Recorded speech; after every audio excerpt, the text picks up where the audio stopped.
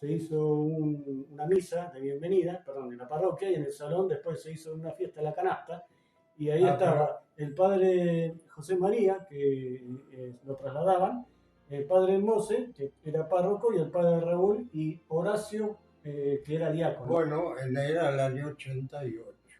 Bueno, empezó a venir a la capilla, por eso ahí, viste, la misa, por ahí lo tengo anotado todo. Y se hacían 20 pesos, 10 pesos de colecta, con eso teníamos que arreglar todo. Conversando una vuelta, me dijo padre Raúl, por supuesto, ¿qué tal es el barrio, todo? Él ya lo había recorrido, pero viste. No. Y dice, ¿y qué te parece que haría falta aquí? Digo, para mí, una sala de primer auxilio, porque aquí no hay nada, la gente tiene que ir al hospital a atenderse. Ah, qué bien. Se desmoronó el pozo ciego de atrás de la capilla, donde con los pesitos que entraba se pudo hacer la losa. Una losa bien hecha, empezó el proyecto de la sala, y en el año 92 creo que fue. Y le digo, Raúl, ¿y qué hago? Y no sé, hablar. Yo siempre fui tímido. Cuando recién vino, que estaba de párroco Mose, acá al lado era la quinta, la entrada a la quinta. No estaba edificado. No estaba edificado, nada. Entonces estacionaba en el terreno de al lado, que entraba por la quinta, el R12, resulta que le preparaba picada, todo. Y una vuelta nosotros habíamos ido a ser mandados al supermercado. Vino el padre Raúl y empezó a hacer la picada, todo. Y entró la señora que es Mari, la que le ayudaba a mamá a limpiar los caseros de la casa, y se asustó. Ay, que voy a llamar a la policía. No, soy el cura Raúl, no lo podía creer, soy el padre Raúl. En eso vinimos nosotros, y entonces le dice María, mamá, no, está un señor, no, quédese tranquilo, que es amigo de la casa. Y entonces cuando entramos dijo, nos estaba esperando, y toda la picada. Raúl empezó a venir a casa, primero a hacer todas las charlas, porque no tenía lugar allá en la parroquia. Bueno, bueno, empezó a quedarse, bueno, se convirtió de la familia. Todos los domingos venía a comer acá. En la capillita le faltaba de todo, empezó con la salita. Y hacer la guardería para chicos. Bueno, y después siguió haciendo cosas hasta que llegó al hogar de los abuelos. Claro. Y después ya ahí hizo muchas cosas, se renovó toda la capilla porque la renovó él. Estábamos en la catequesis familiar de mi hija mayor, que ella tenía 10 años, hoy tiene 40, y nos convoca para acompañar a la Capilla de María Auxiliadora formando una asociación civil, primero para juntar plata para poder comprar una estufa que hacía falta para la guardería del jardín. En ese grupo estaban los del Pech, los Jaureche, los Rossi y nosotros los Calvini. Por supuesto todos dijimos que sí, gracias también muchísimo a la colaboración de los Jaureches, que él es escribano, enseguida pudimos armar, y eso nos ayudó no solo a comprar la estufa y poder hacer las rifas, sino juntar plata para toda la institución presentando los proyectos. Y cada uno fue trabajando y donando el tiempo en lo que más o menos podía. Cuando pienso en Raúl en sí mismo, pienso una persona que sabe gestionar, que piensa los proyectos en términos de gestión. Todo lo que él iba pensando, lo iba gestionando primero en su cabeza y en su sentir, a veces desordenado, ¿no? Porque iba como armando ese rompecabezas de lo que era necesario para Tandil en ese momento, pero siempre con un sentido, el sentido de poder trabajar entre muchos. Tenía mucha capacidad para vincular a nivel local, provincial y nacional. Y en esos términos de poder gestionar y de saber gestionar, podía llegar donde conseguía recursos. Hablar de Raúl Troncoso, tanto en la provincia como en Nación, era una persona de confianza, ¿no? Representaba la institución de la Iglesia, pero él como gestor era una persona de confianza porque se sabía que todo lo que él gestionaba y armaba se cumplía. Terminaba un proyecto y ya estaba pensando en otro. Y a veces hasta en la mitad del proyecto, ¿no? Estaba como en una mitad del proyecto, convocaba gente, lo armaba entre varios, y él se corría y avanzaba con otro. Y en esa capacidad de correrse era no para dejarte solo, sino porque creía en la gente que convocaba y te daba toda la autonomía para poder trabajar. A todos nos ha enseñado a gestionar.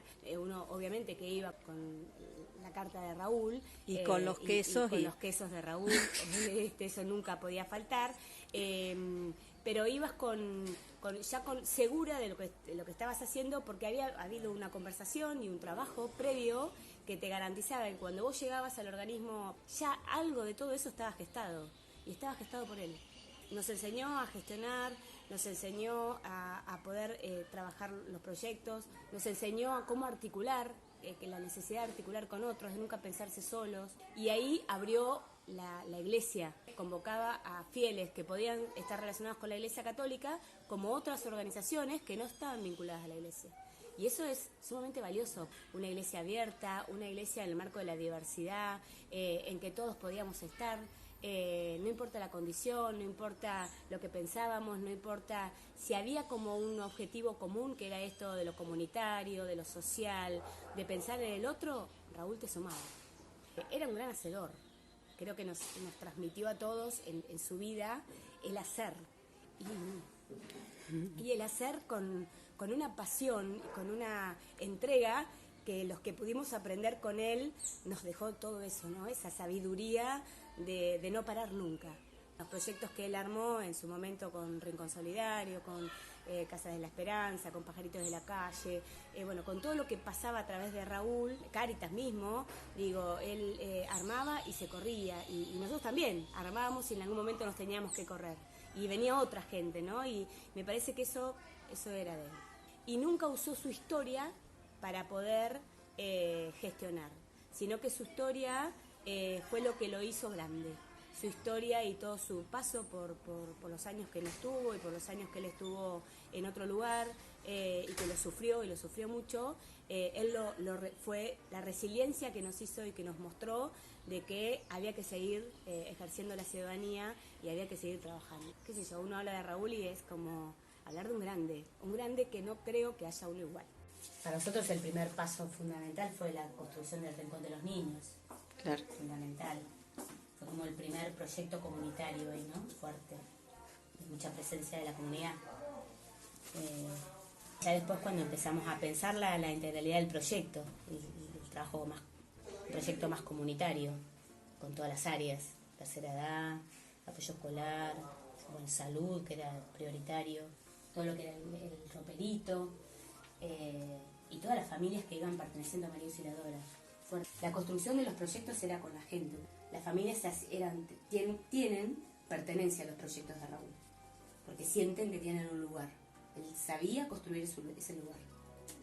Y para cuando él venía a visitar la institución, todos estaban felices, porque les encantaba que Raúl venga. Mira, acá veo el proyecto de costura de María Auxiliadora, gran proyecto. Los primeros emprendimientos que se empiezan a hacer en Tandil, ubicando y ponderando la figura de la mujer a cargo de los emprendimientos. Fíjate que son todas fotos de mujeres.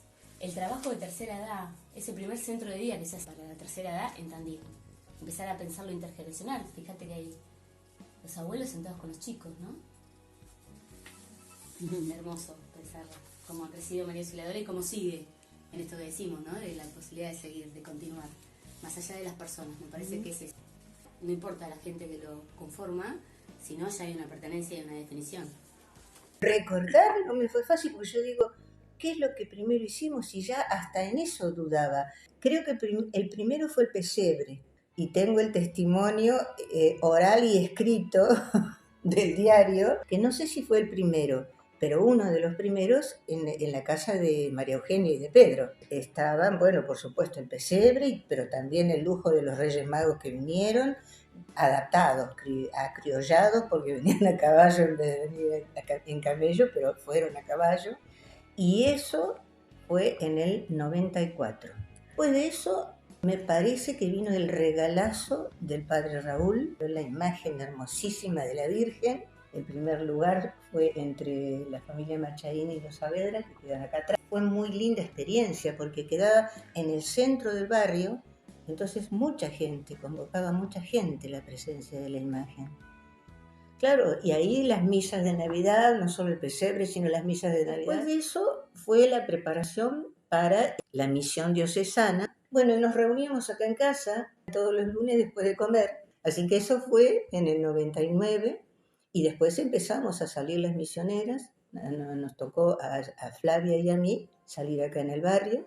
No en todas las casas nos recibieron bien, pero en la mayoría de las casas es que un poco esto, lo común era decir, ay, justo viene la Virgen ahora, con lo que la necesito. El otro día encontré los planos, todas las casas dibujadas, bueno, y después fue todo que se abrió a María de la Paz.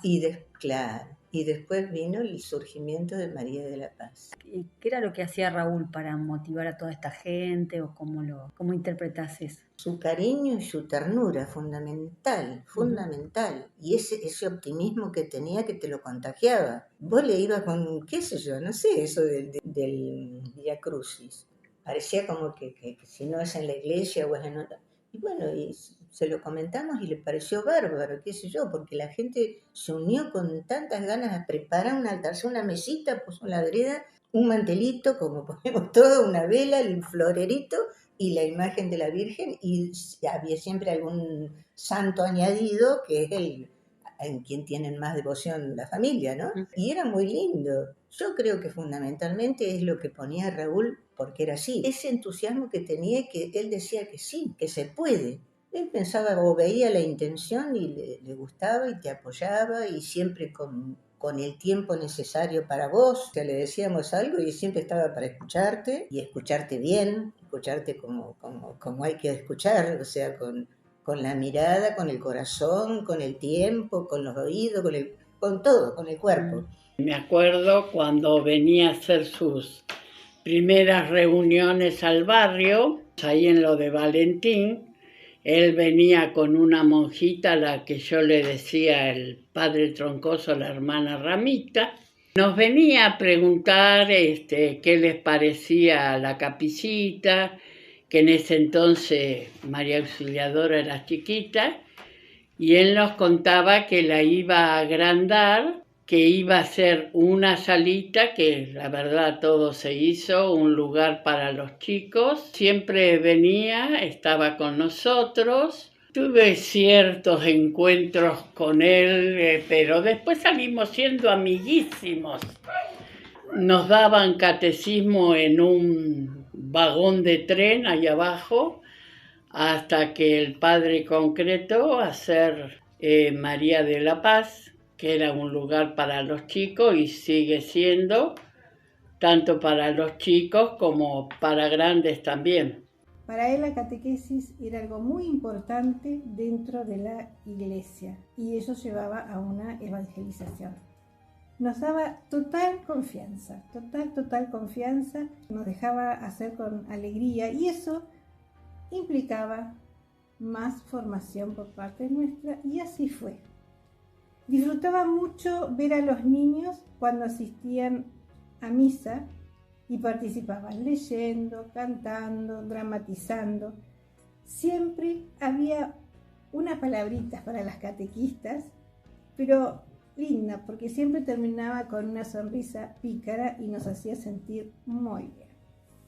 En las celebraciones de reconciliación era una intriga para las catequistas porque los chicos iban con miedo, vergüenza y después salían con una total alegría. Entonces le preguntábamos qué hacía con esos niños y decía, no, nada, solamente le contaba situaciones de mi vida, mi experiencia de niñez, pero los chicos felices. Le preguntábamos también para él qué era lo más importante para los nenes y siempre nos decía, en muy pocas palabras, pero que los chicos tenían que saber que acá en catequesis venían a encontrarse con su mejor amigo, que es Jesús. Lo iban a encontrar en todos los lugares, pero aquí lo iban a conocer cada vez más. Y al conocerlo cada vez más, iban a poner en movimiento su corazón, ese amor de Jesús para los demás, para el prójimo, y llevarlo a la práctica. Compartimos en tantos años, muchas celebraciones, anexo, en la época de Raúl, del Centro Comunitario María Reina de la Paz. Los mismos chicos de acá de la capilla se iban para allá caminando, cantando, y después iba Raúl y participábamos en las celebraciones, a una procesión barrial, en cantos, y los chicos se acercaban mucho y él vivía feliz, estaba muy contento de participar. Las convivencias preparándonos para la primera comunión que se realizaba con los padres, hacíamos muchas tareas, pero siempre lo invitábamos, pasaba un ratito, y entre esas tareas era pescar. Pescaban los niños, los papás, los catequistas, y él también se posicionaba como un niño más y le encantaba pescar y podía pasar horas. Los niños lo vivían como un abuelito más, una persona muy cercana a ellos, muy feliz, de un corazón grande, humilde, sencillo. Era un hombre de Dios. Y nosotras, las catequistas, no nos alcanzan las palabras para hablar de Raúl. Las huellas que ha dejado en cada uno de nosotros, nuestros corazones, son muchísimas. Así que, gracias, querido Padre Raúl. Con las alas del alma desplegadas al viento, atesoro lo humano cuando tiendo las manos a favor del encuentro. Por la cosa más pura con la cual me alimento, por mi pan de ternura con las alas del alma desplegadas al viento.